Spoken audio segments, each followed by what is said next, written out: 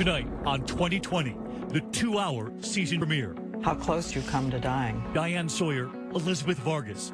The interview. A lethal blood alcohol level. And that's when you're in the death spin. The drinking she kept secret until it almost cost her career, her family, her life. Tonight, from hitting rock bottom to living every day with hope. I would die for my children, but I couldn't stop drinking for my children. But first, the results of a 10-year murder investigation breaking just now. Please rise for our jury. The courtroom showdown. Who is your daughter? My daughter is Paige Bergfeld. My daughter will always be Paige Bergfeld, not was. A father with a murdered daughter who lived a secret double life. She's one more single mom out there trying to figure out a way to make ends meet without her kids suffering. A devoted soccer mom by day and something else by night. Did you give her reasons why you wanted her to quit? Because she could get killed for one. So who did it? Does it make you nervous that we may think you did something? No. It should. There's not a lot of people around, so... Tonight, the 2020 investigation, piecing it all together. Like trying to find a needle in a haystack. It was, but we found a lot of needles. We have a major break in the murder of a Colorado mother. A mysterious white truck that haunted her. She was extremely scared. 911, where's your emergency? Paige's burned out car. So that dog smelled a dead body in the backseat of this car. Smelled a dead body. And dozens of calls from men that last night. Yes, this is Buddy. Hey, this is Jason. My name is Bill. No lack of suspects. I have lied about a lot of things to protect me. Tonight, is someone now going to pay? Do you think he killed Paige Bergfeld? The season premiere of 2020 starts now. Good evening, I'm David Muir, and right here tonight, the personal and for many, life-threatening struggle faced by millions of Americans at home watching tonight. Anxiety and addiction. My friend and colleague Elizabeth Vargas is going to bravely share her remarkable personal journey. Diane Sawyer asking Elizabeth the difficult questions, and Elizabeth with her very candid answers right here tonight. But first, that breaking story, the major headline in that Colorado trial in the disappearance of a devoted soccer mom who it turns out was leading a double life. It's a case 2020 has been investigating since the beginning, and tonight, after deliberating for several days, what just happened? Here's Ryan Smith. Grand Junction, the largest city on Colorado's western slope, home to these breathtaking mesas and a pleasure center for adventurers. A place where it's easy to get lost and hard to be found. Hi, Mom. I was just wondering when you're gonna leave. Thursday, June 28, 2007, 8-year-old Jess Dixon picks up the phone and calls her mom, Paige Bergfeld. Sorry, Mom, you are really, really mean. You said you would be back when we were dark, and you haven't even been back. Jess is worried. It's getting late, and the 34-year-old single mother of 3 hasn't come home. Please, please, please call someone. By Friday morning, even more worry. Paige's father, Frank, can't reach his daughter either. Give me a call on my cell phone. Stat by. All of the calls going straight to voicemail. Paige, this is Carol. What's going on? I hope you're all right. Close friend and babysitter Carol Linderholm remembers becoming increasingly concerned. At first I thought, well, she's probably really busy, and then I kept calling her, and there was no response. Hey, it's Carol. Where the heck are you? By Saturday, it's a full panic. A family friend walks daughter Jess, the oldest of 3, into the Mesa County Sheriff's Department to file a missing persons report. I was a mom, somebody that, wouldn't just abandon her kids. Stan Hilke was the sheriff at the time of Paige's disappearance. Well, by all accounts, she was a real loving mother. Reported to be a great mom who did a lot of activities with the kids and was very loving. She always created costumes for the kids, and she taught a dance class for little toddlers. Everything was centered around the children. So the kids were really attached to Paige? Oh, very much so. Saturday afternoon, Frank Bergfeld gets the official word from police. His daughter has vanished. I remember saying, this is a big problem. This is not someone who just wouldn't come home. This is a problem. There's a crime being committed here. Frank says he doesn't waste a minute. He jumps into his car and drives 200 miles from Denver to Grand Junction. Paige brother Craig says his father is inconsolable. When Dad called me to tell me that Paige was missing, it's the first time I had heard him cry since I was a little kid. Saturday evening, Frank Bergfeld finally arrives in Grand Junction. We searched the house. We searched the property. By about 9:30, they had a bloodhound on the grounds, trying to see whether there was a trail leading away from the house. Then, Sunday night, a disturbing development. 911, where's your emergency? Hi, I'm at the corner of 23 and Logos, and there is a car on fire in the parking lot. Paige's red Ford Focus is discovered on fire in a parking lot 2 miles from her home. Do you see flames or smoke? Yeah, there's a lot of flames. But there's nobody around that I could see. By the time firefighters arrive, they're able to salvage little. The four-door sedan was vandalized. The fire ruled arson. Most importantly, Paige is nowhere to be found. Arson is an efficient way to cover up evidence. And, you know, it burned a lot of things in the car that would have been very useful to us. So for you, immediately, this is somebody trying to cover their tracks. That's what you sort of have to think. Cops on the scene notice something odd. The front seat on the driver's side is pushed all the way back. So they ask one of their own, a woman Paige's height, to try and touch the pedals. When she can't, they realize someone else must have been driving. Plus, there's this, Paige's daily planner. It survives the blaze, almost laminated by the plastic melted over it, keeping it intact. But when police take a closer look, someone has ripped out 4 days of pages.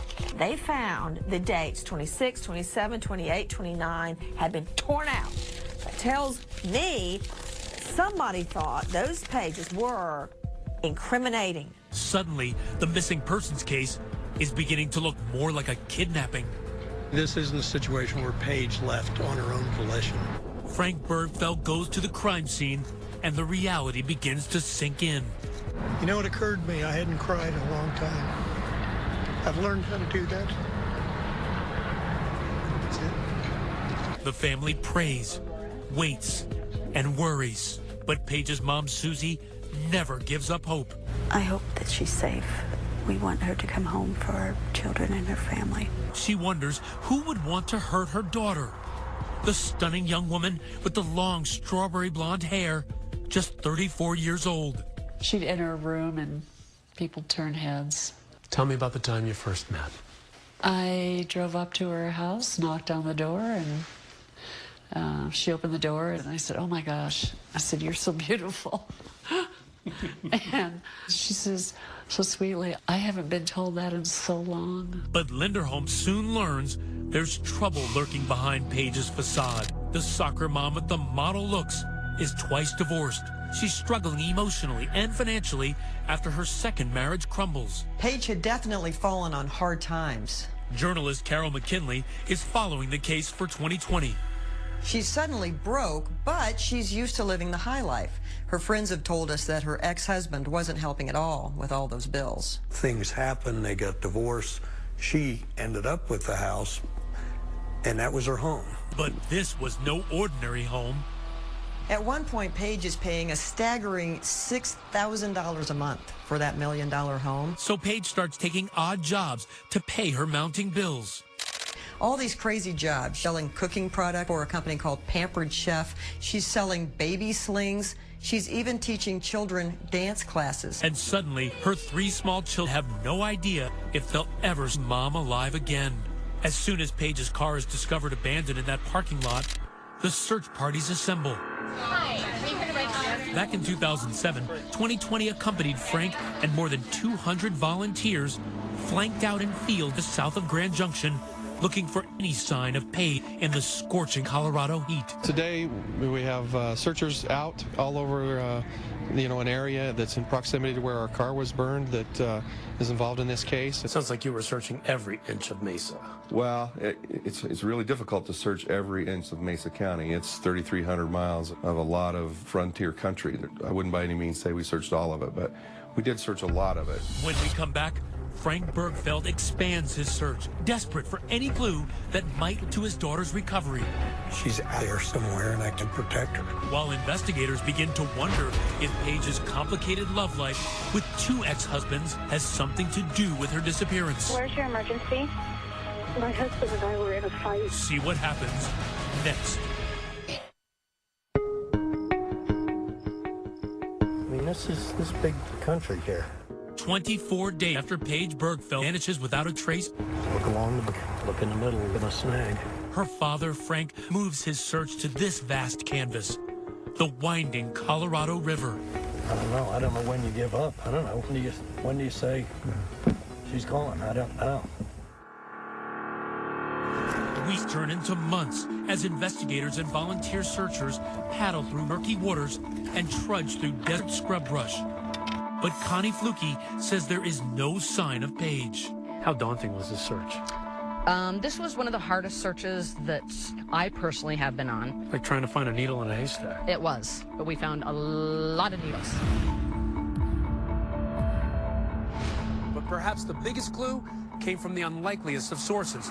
A motorist with a flat tire pulls along the side of this road to fix it and then notices something strange. Paige's checkbook. Investigators soon find Paige's personal checks and business cards, other personal items dropped all along this road. How important was that trail of breadcrumbs left along Highway 50 for your search? I think it was very important for the case, and I think it was very important for the family, too, just to know, yes, she was brought to that area. But who abducted Paige Bergfeld? When a divorced mother goes missing, it's only a matter of time before the police zero in on the ex. In Paige's case, she had 2, starting with Ron Biegler. Journalist Carol McKinley says the 2 were teenage sweethearts. Paige did have big dreams out of high school. She went to Florida to go to school, wanted to be a midwife, but Ron Biegler followed her out there. Her grades start failing and she drops out. Ron and Paige moved back to Colorado. They have a huge wedding set on a peak overlooking the Denver skyline. But their youthful rush to the altar ends as quickly as it starts. Early on, Paige made it very clear to Ron she wanted children. She adored children, but Ron wanted no part of that. It turned out to be a deal breaker. Her friends say she got a divorce after just 2 years. In the wake of that divorce, she meets Rob Dixon, an emergency medical technician who friends say didn't really need to work because he came from a wealthy family. Her in-laws, the Dixons, were loaded. They made a fortune getting in on early technology with cell phones. That family fortune lined their son Rob's pockets for years. He loved spending his daddy's money. He had 6 sports cars. In a town full of pickup trucks, Rob Dixon is driving a bright yellow Ferrari. That definitely got everyone's attention. She was being showered with gifts. There were bracelets, a $12,000 necklace. Rob pops the question with an $85,000 engagement ring. The newlyweds start a family right away. First, there's daughter Jess, followed by 2 adorable boys, Taft and Trigger. I'm 6.5, and my big sister is 8.5, and my baby brother is 3.5. They are to be the perfect family. They've got these beautiful children, expensive home. They're living a champagne life in really what's a 6-pack town. Everything's going well, but then the bottom falls out. Paige's dad says Dixon makes a series of bad investments, and those bad investments lead to some bad blood. I think as Rob's wealth kind of toppled, I think it came under more and more pressure, and it bled out into the relationship. Then, one night in 2004, this. Where's your emergency? My husband and I were in a fight, and he was supposed to watch my children while I went to work. And he said that I would come home and find them all murdered. No charges were filed against Dixon that year. But 12 months later, he is charged with assault, slapping and punching Paige. Later that year, the couple divorce. She had some scary times, but she got out of them. Paige's friends Barbara Campbell, Rena Stockmeyer, and Andrea Land spoke to 2020's John Quinones in 2007. Lately, she was very concerned about him being around the kids. She had a lot of worry that it wasn't a healthy situation. Then, in March of 2007, Paige writes this bone-chilling blog. My children would ask me if Dad was going to kill me. I can't imagine what life would be like for them after he killed me. The first person you thought might have done this? Rob was the first person came to mind. My immediate thought, honestly, was Rob Dixon. To investigators, that all sounds like Homicide 101, a roadmap leading right to Rob Dixon. Except Dixon has an airtight alibi the night Paige disappears. His cell phone records indicate he's 2,000 miles away at his new home in Philadelphia the night Paige goes missing. It quickly scratches Dixon off the list. He's effectively alibied because he's on the East Coast. But then investigators turn their eyes on Paige's first ex-husband, who lives 4 hours away in Aurora, Colorado. And here's why. It turns out that Paige had rekindled her romance with her first love, Ron Biegler, and was with him just hours before she vanishes, having a picnic at this park, Eagle, Colorado. It wasn't anything that out of the ordinary or special. I mean, we just decided to meet that day. We each halfway point for both of us. So we at the same time and back in our towns at approximately the same time. She called me to make sure I made it into Denver, and that's the last I ever of her. But you talked about a missing person emergency. 2 days later, Biegler calls 911 to report his ex-wife missing. Definitely missing because she would never leave her children. Her first husband, Ron, she was with him that day. She leaves him. He's the last person to see her. But he was ruled out pretty quickly. Pretty effectively alibied by cell phone evidence, etc. Former District Attorney Pete Hotzinger says, like Dixon, Biegler has an alibi too. Cell phone records place Biegler 4 hours away in Denver the night Paige disappears, making it impossible for him to be in Grand Junction. So if it wasn't either of Paige's exes, who might have had it in for Paige? A major complication in the case was the fact that there's such a large number of alternative suspects who have to be eliminated by virtue of what she did for a living. When we come back, the secret life of the soccer mom exposed. Was it just massages? Was it something more? The babysitter's revelation about why Paige Bergfeld may have been in harm's way with dozens of men. It was after hours, and as she was getting ready to leave, she sees his truck pull up. She's wanted out of there. She was extremely scared. See what happens next. Nightfall in Grand Junction. As shadows grow long beneath the cliffs of the Western Rockies, secrets have easy hiding places. Friend and part-time babysitter Carol Linderholm recalls the night when 34-year-old Paige Bergfeld had a date with danger. She had a call to meet somebody at her office. The building was closed. It was after hours. She'd see this white truck. She eventually closed her office, went downstairs to her car, and as she was getting ready to leave, she sees this truck pull up. She just wanted out of there. The white pickup took off. Was she shaken by this? Oh, she was extremely scared.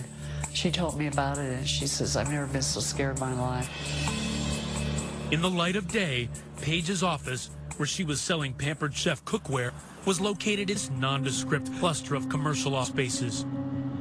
But after hours, Paige revealed to only a few close friends it was also a front for a pampering of a much different brand, a side business she was running named Models, Inc. What did she do?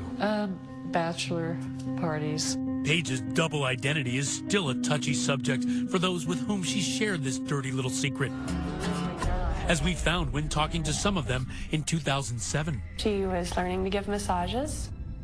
You know, lots of people give massages. So I knew that she was doing a little extra on the side, but it fit perfectly. The little extra was that Paige, for the right price, would form those massage topless. Surprisingly, her ex Ron Biegler knew, and to give it a rubber stamp. Average call, 450. There was no sexual touch, no sexual contact, intercourse, no. That kind of thing. She charged more for each little thing that came off. In fact, she had this ad in a local paper, calling herself Carrie, and even posting a picture on a website called Naughty Nightlife. Former District Attorney Pete Hotzinger put it this way. You know, I can't really say I ever knew exactly what specific services she was running. It was clearly an adult escort service. It was clearly highly unusual for Western Colorado.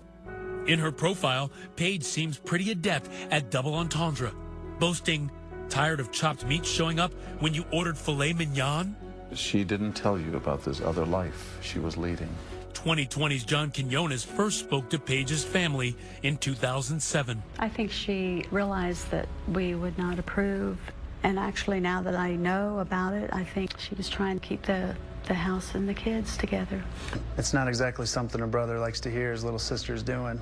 I'm continually having to talk about things that if I heard people talking about them in the locker room after a football game, I'd beat the crap out of the guys. But it's part of her life, and like it or not, that's the way she chose to provide for her kids.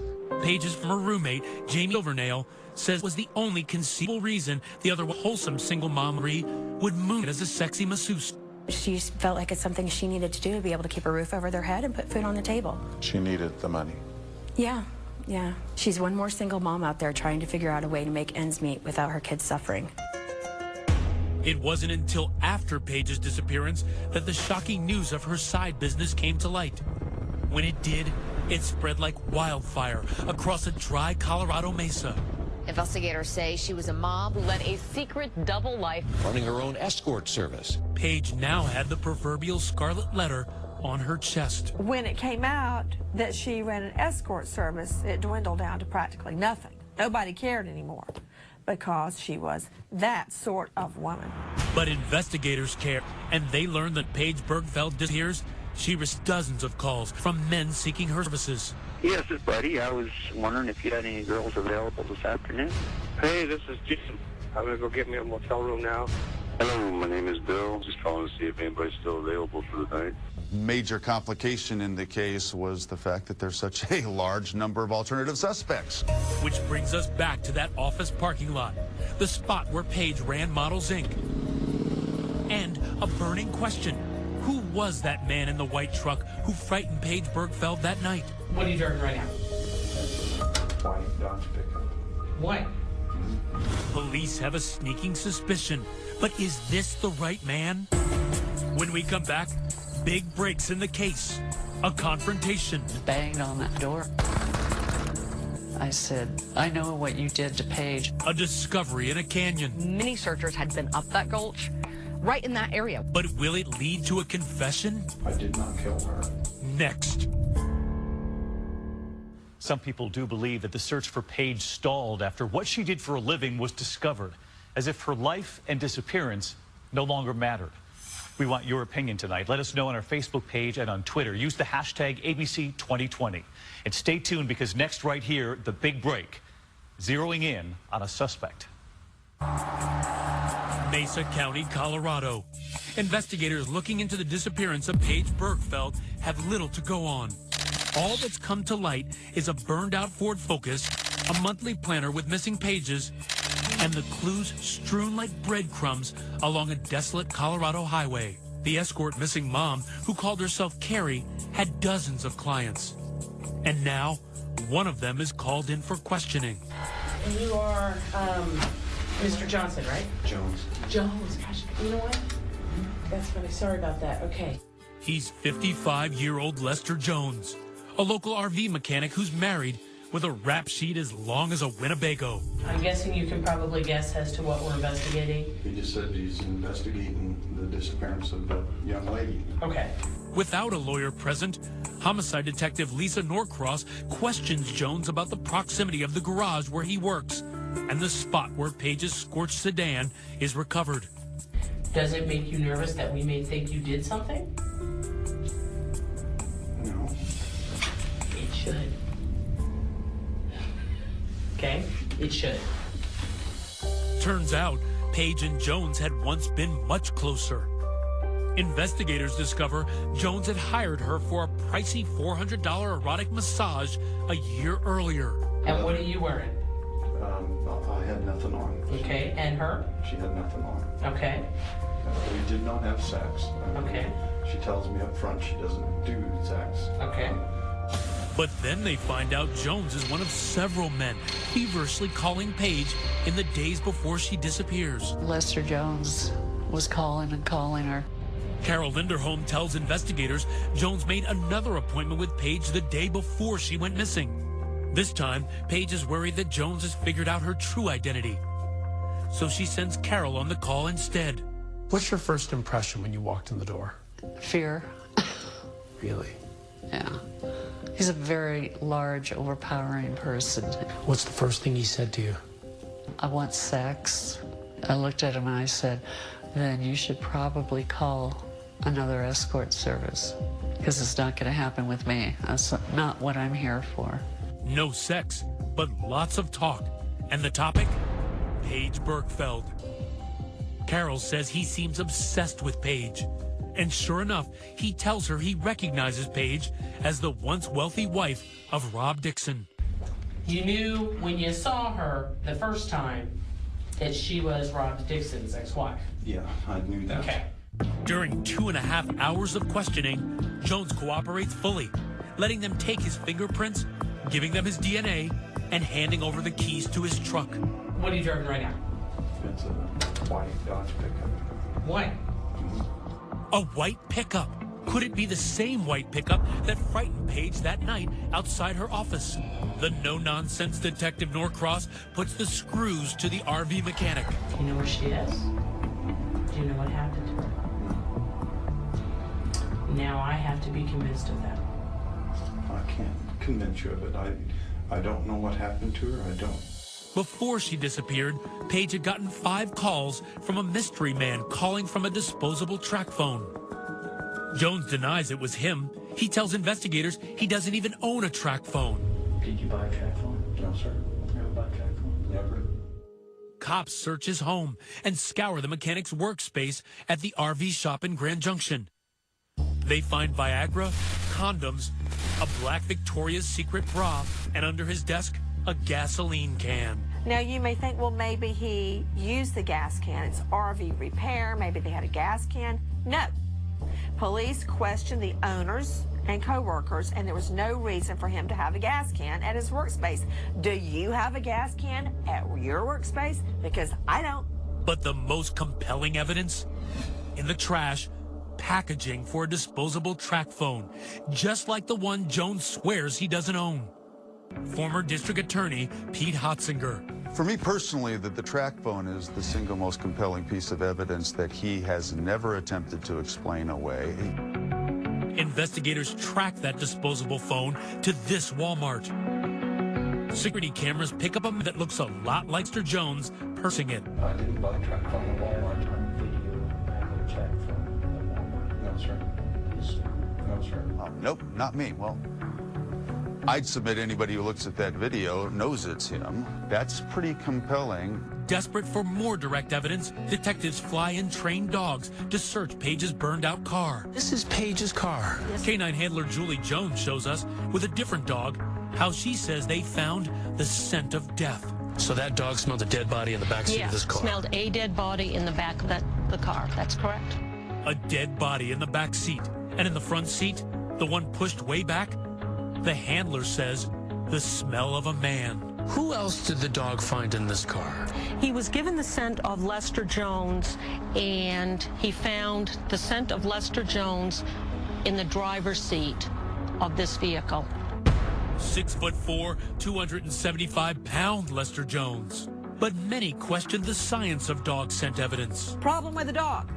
You can't cross-examine him. And the rest of the case against Jones is circumstantial. Without Paige's body, Hotzinger is still reluctant to prosecute. We were all sure she was dead. We were sure she was murdered, but I was unwilling to file charges until I actually had a body. The case went cold until an afternoon in March of 2012. A hiker hiking not far from the highway, just a short distance from where Paige's personal items were found, made an astonishing discovery. Down in this gulch in a dry stream bed, amid all of these rocks and weeds and brush, were human remains. Daughter that Frank and Susie had been searching for 5 long years. There's no soft tissue left. All she is a skeleton. Unfortunately, the years have hidden the cause of her death. One clue that it was violent, duct tape wrapped around the skull. Sheriff's office arrested Lester Jones this morning in connection to Paige Bergfeld's death. You feel 100% confident that Lester Jones is the man that killed Paige? I am totally confident of that in my own soul as the person who made the decision to file the charges. Please be seated. Next, the trial of Lester Jones, the man charged with Paige Bergfeld's murder, and the men defense attorneys say should be. So let me talk to you about a few of the real killers in this case. I have lied about a lot of things to protect me. I would have put her in a wood chipper. Yeah, this is John at Motel 6, room 237. I was just checking to see if you had somebody coming out or not. Is that your voice, sir? Yes. Okay. Does 10:24 p.m. sound right to you? That's the time you made that call? Yeah. See what happens next. Getting to the Mesa County Justice Center is easy. Go to Grand Junction, can't miss it. But getting justice for murdered soccer mom Paige Bergfeld, much harder. It has taken nearly a decade. Finally, just weeks ago, her alleged killer was hauled into court. There he is, Lester Jones. Today, a man accused of murdering a single mother is set to stand trial in Grand Junction. Lester Jones, he's the man charged with kidnapping and murdering Paige Bergfeld, whose remains were eventually found in Delta County. Man, it's like a dagger. For 3 weeks, the witness chair gets a workout. The prosecution calling 80 people to the stand, investigators and experts, dentists and former call girls, hikers and dog handlers. What was your understanding of where he was? The prosecution's theory?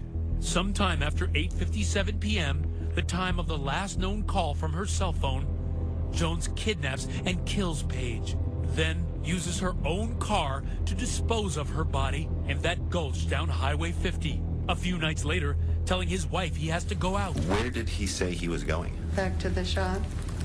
He thought he had left the lights on that morning and wanted to get them turned off. Investigators believe instead he takes that opportunity to burn Paige's car, incinerating any evidence of his crime.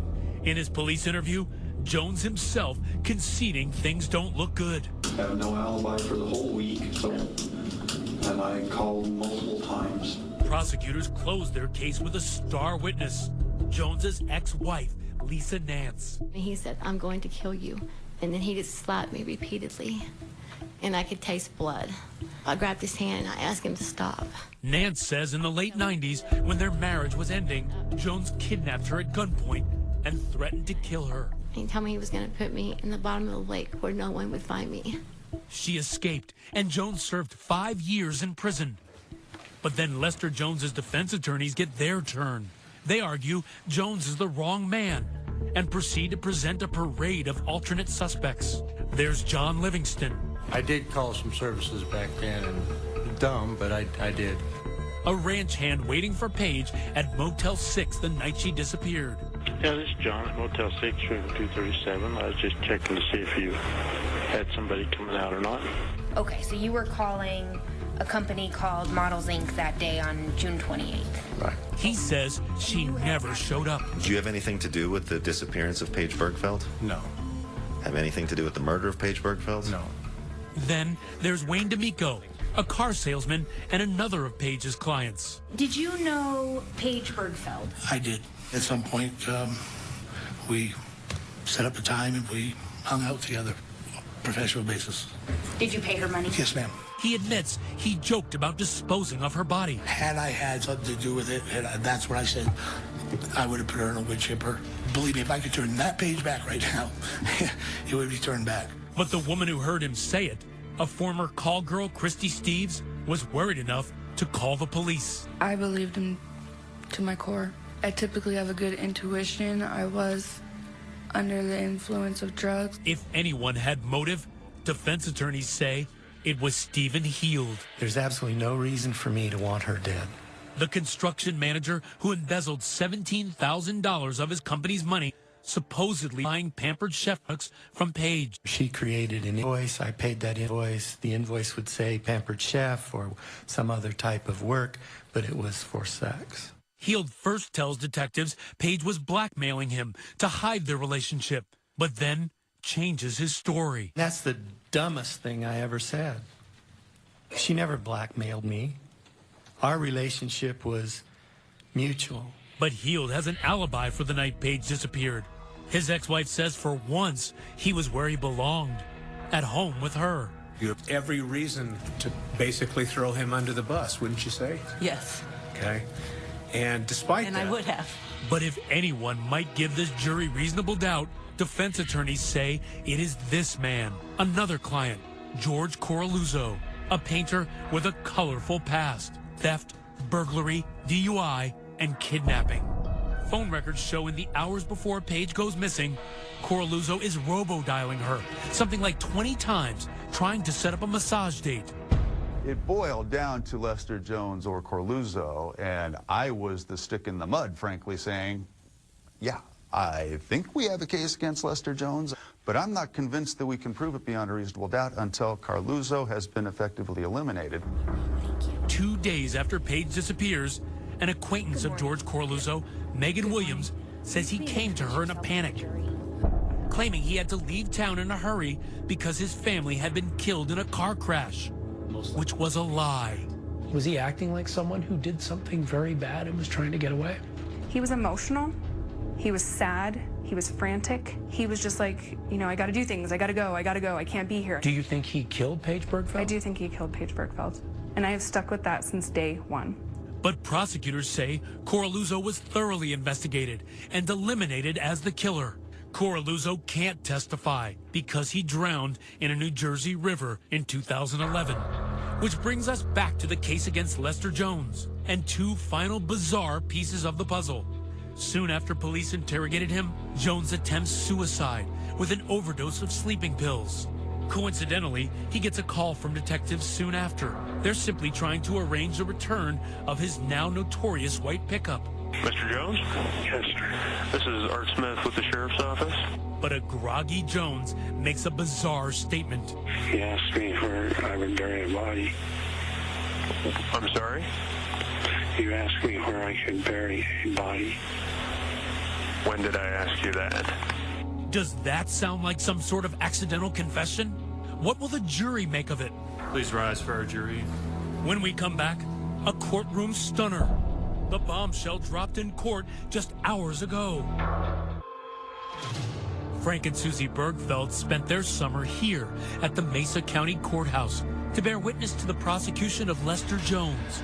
He's the man they believe murdered their daughter Paige back in 2007. It's been 9 long years for you to get to this place, that courthouse right there. Man, you know what? It's like we're on a merry-go-round, except the merry-go-round doesn't stop.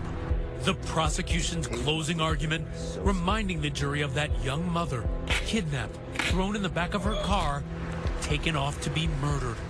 Paige must have been so scared. It is hard to even imagine what would have been going through her head as she was laying either in the back of the vehicle or in the trunk. When it's their turn, attorneys for Lester Jones say there was a virus in the investigation. They screwed up this investigation from the get-go. Let's talk about who's the real killer. 1 week ago tonight, the judge sends the 12 jurors, 9 men and 3 women, off to deliberate. It's not an easy case, it's not a simple case, and just one juror could derail a conviction for prosecutors. And sure enough, just hours ago, the case that confounded the nation for almost a decade stymied this jury too. We are unable to come to a unanimous decision. The judge declaring a mistrial. Afterwards, the jurors spoke, revealing 9 of them thought Jones was guilty, but there were 3 holdouts. Nobody in their mind thought that that he didn't do something wrong, that he committed this crime. It's the fact that there was not enough evidence for them to get past the reasonable doubt. Tonight, Lester Jones is still locked up, prosecutors vowing they will try him again. As for Paige's father, Frank Bergfeld, we accompanied him on one last trip, down a dusty dirt road to the desolate gulch where his daughter's body was discovered. We all think we're going to live to be 100, and then you get a phone call like I did. It's now a makeshift memorial where a grieving father waits and wonders if he can ever find justice. You know, I hear this term closure, and I'm not sure exactly what that is. It's not like we turn the switch off and she's out of our lives.